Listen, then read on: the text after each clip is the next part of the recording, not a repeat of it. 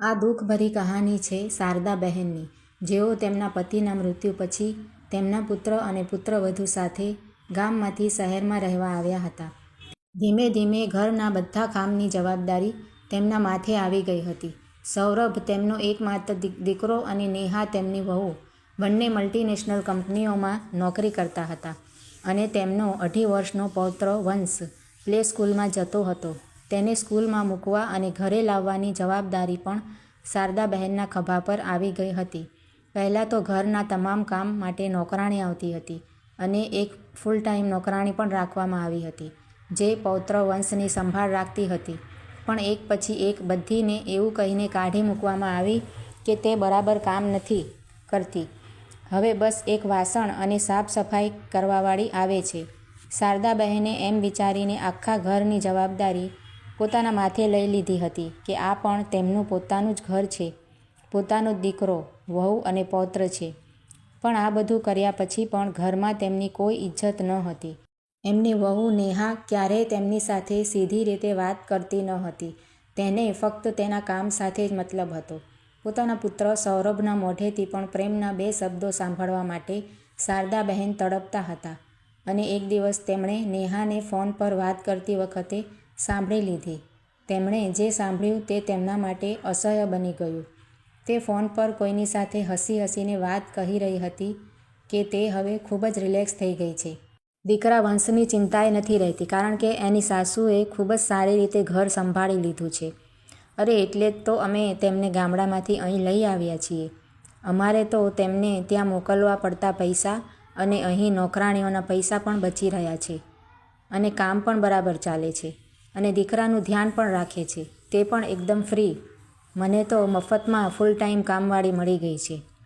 નહીં તો આ કામવાળીઓના નખરા તો તને ખબર જ છે ને. હું તો કંટાળી ગઈ હતી. પછી અમે આ રસ્તો શોધી કાઢ્યો. આની આગળ તો શારદાબેન કંઈ સાંભળી શક્યા નહોતા. તેમને અસહ્ય વેદના થતી હતી. તેમનું મન એ વિચારીને અસ્વસ્થ થઈ ગયું હતું કે તેઓ જેને પોતાનું ઘર, પુત્ર અને પુત્રવધૂ સમજી રહ્યા છે, તેમના માટે તેમનું કોઈ મહત્ત્વ નથી. તેમનું સ્થાન તો ઘરમાં માત્ર ઘરની ફૂલ ટાઈમ નોકરાણીનું જ હતું. પરંતુ એમાં પુત્રવધૂને શું દોષ આપવો? તેમના પોતાના પુત્રએ પણ તેમને માન આપ્યું નહીં. તે કેટલા પ્રેમ અને ઉત્સાહથી આ ઘરની સંભાળ રાખતા હતા. પણ નેહાની વાત સાંભળીને તે ખૂબ જ દુઃખી થઈ ગયા. તેમણે નેહાની વાત સાંભળી લીધી છે એવું કહ્યા વિના જ તે ચૂપચાપ પોતાના કામમાં લાગી ગયા. શારદા બહેનના પતિ સુરેશભાઈ ખેડૂત હતા. તેઓ બીજાની જમીન પર ખેતી કામ કરતા હતા. તેમના મહેનતાણાથી તેમનું ઘર ચાલતું હતું. એમની પોતાની તો કોઈ જમીન મિલકત નહોતી. ફક્ત પોતાનું 1-2 રૂમનું નાનકડું મકાન જ હતું. લગ્નના 11 વર્ષ થયા. ઘણી માનતાઓ પછી સૌરભનો જન્મ થયો હતો. તે બંને સૌરભના ઉછેરમાં કોઈ ઉણપ નહોતા ઈચ્છતા. તેઓ પેટ કાપીને પણ તેની દરેક ઈચ્છાઓ પૂરી કરતા હતા. બંનેની ઈચ્છા હતી કે તેમનો દીકરો ભણે અને મોટો માણસ બને, અને સૌરભ પણ તેમની અપેક્ષાઓ પર ખરો ઉતર્યો. ગામડામાં શાળામાં હંમેશા અભ્યાસમાં ટોપ કરતો. શાળાના અભ્યાસ પછી શહેરમાં આવ્યો. કોલેજમાં પ્રવેશ મેળવ્યો. અભ્યાસમાં ટોપર હોવાને કારણે શિષ્યવૃત્તિ પણ મળી.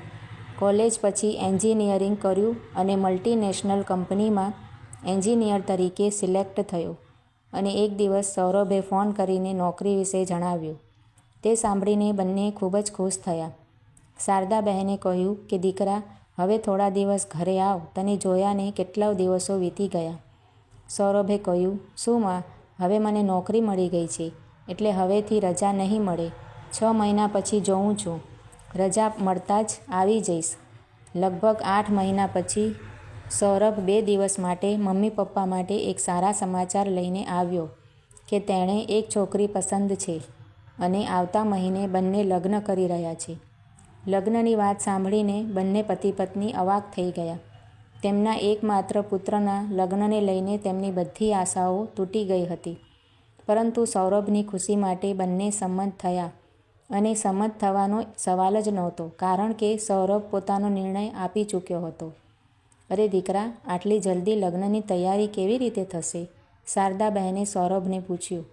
મમ્મી, તમારે કોઈ ચિંતા કરવાની જરૂર નથી. લગ્ન શહેરમાં જ થશે, જ્યાં નેહાના પપ્પા લગ્નની તમામ વ્યવસ્થા કરી રહ્યા છે.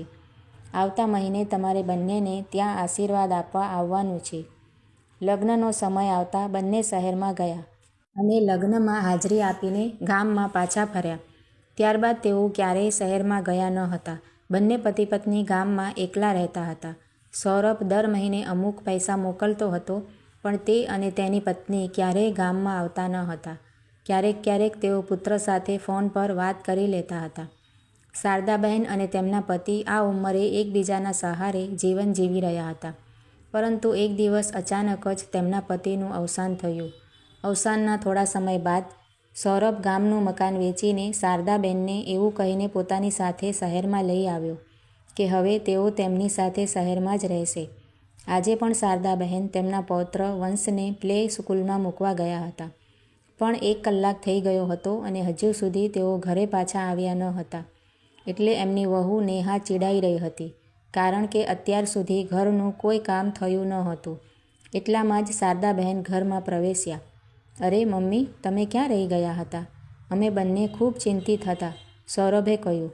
હા દીકરા, તમે ચિંતિત હશો, કારણ કે અત્યાર સુધી ઘરનું કોઈ કામ થયું નથી, શારદાબહેને કહ્યું.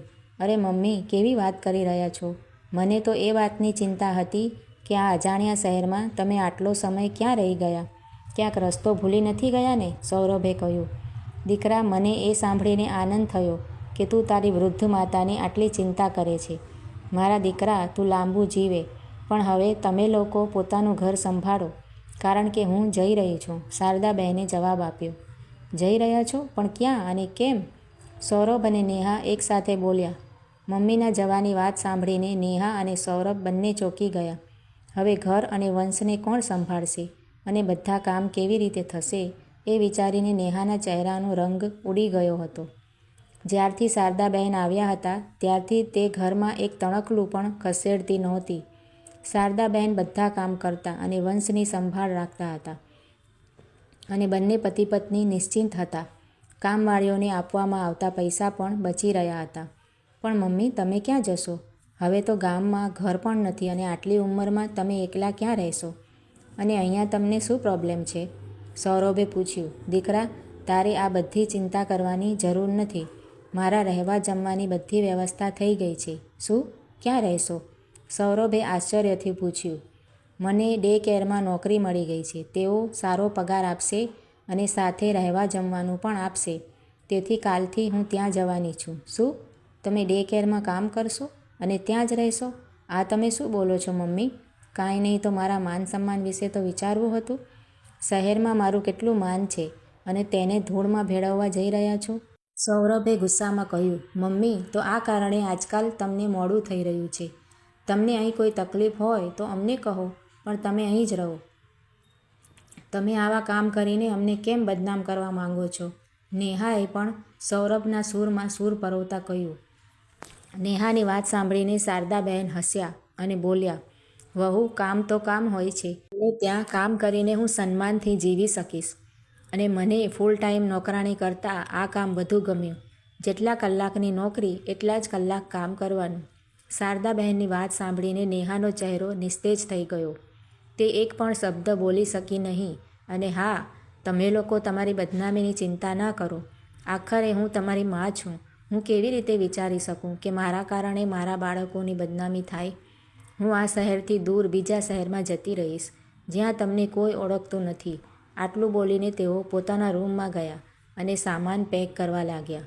સૌરભ અને નેહા અવાક બનીને જોઈ જ રહ્યા. મિત્રો, આ વાર્તા તમને કેવી લાગી છે તે કમેન્ટ કરીને જરૂરથી જણાવજો. અને જો સારી લાગી છે તો વિડીયોને લાઇક શેર કરીને આવી જ બીજી વાર્તાઓ જોવા માટે મારી ચેનલને સબસ્ક્રાઈબ જરૂરથી કરજો. વિડીયો જોવા માટે તમારા બધાનો આભાર માનું છું. Thank you.